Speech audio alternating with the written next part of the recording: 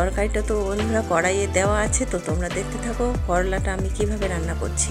আর এই যে এখানে বেগুনটা দেখতে পাচ্ছ একদম পুড়ে বন্ধুরা লেগে গিয়েছে, তাহলে এটা খেতে কেমন লাগবে বলেই তো তোমরা বুঝতেই পারছো, দেখি বলার কোনো দরকার নেই। তো তারপরে এইখানে হচ্ছে এই যে এবার হচ্ছে করলাটার পালা, দিয়ে দিলাম কাঁচা লঙ্কা বাটা আর লবণ, হলুদ, তারপরে দিব সরিষার তেল, তো না সাদা তেল, দেখেই মনে হচ্ছে খেয়ে নেবো, তাই না? সবার মনে হচ্ছে। তো এইভাবে বন্ধুরা তোমরা কে কে বেগুন খাও মাখা একটু প্লিজ তোমরা একটু আমাকে জানাবে, তাহলে আরও আমার।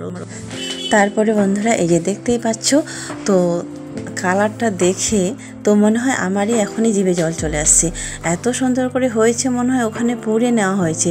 আর মাখাটা কিন্তু বন্ধুরা আমি কাঁচা লঙ্কা দিয়ে করব, শুকনো লঙ্কা দিয়ে করলে ভালো হতো, কিন্তু কাঁচা লঙ্কা দিয়ে আরোই ভালো লাগবে। তো কাঁচা লঙ্কাটা আমি একসঙ্গে ওখানে সিদ্ধ হতে দিয়ে দিয়েছিলাম। তো কাঁচা লঙ্কাটা এবার চটকে নিয়ে এবার সুন্দর করে এবার হচ্ছে বেগুনে মাখাটা করে নিচ্ছি। তো তোমরা দেখতেই পাচ্ছ কতটা টেস্টি হবে, দেখেই বোঝা যাচ্ছে। তো তোমরা এইভাবে যদি কেউ না খাও তাহলে বন্ধুরা করে নিতে পারো। আর শুরু থেকে শেষটাই তোমাদেরকে দেখালাম কিভাবে করলাম। তো বন্ধুরা একদিন সবাই আশা করি এই রেসিপিটা টেস্ট করতে পারো, যারা খাওনি। আর যারা খেয়েছো তো ভালো কথা, তারা তো জানো। তো এইভাবে আমার মনে হলো, আমি কোনোদিন খাইনি, কোনোদিনও এইভাবে আমি এই চাটনিটা বন্ধুরা করিনি। তো মানে খাওয়ার পরে মানে ব্যাপক লাগছিল। এটা আমি মাখাটা করার পরে আমি তো বন্ধুরা তরকারিতেই খাইনি, তো এটা দিয়ে আমার খাওয়া হয়েছিল, আর বাচ্চাগুলো খুব সুন্দরভাবে খেয়েছিল। এটা এত টেস্টি হয়েছিল তো বলে বোঝাতে পারবো না। তো যদি জল জল থাকে তাহলে কিন্তু বন্ধুরা একটু ভালো লাগবে না খেতে। তারপরে বন্ধুরা তো খাওয়া দাওয়ার পালা শেষ, এবার হচ্ছে ওরা স্কুলে যাবে।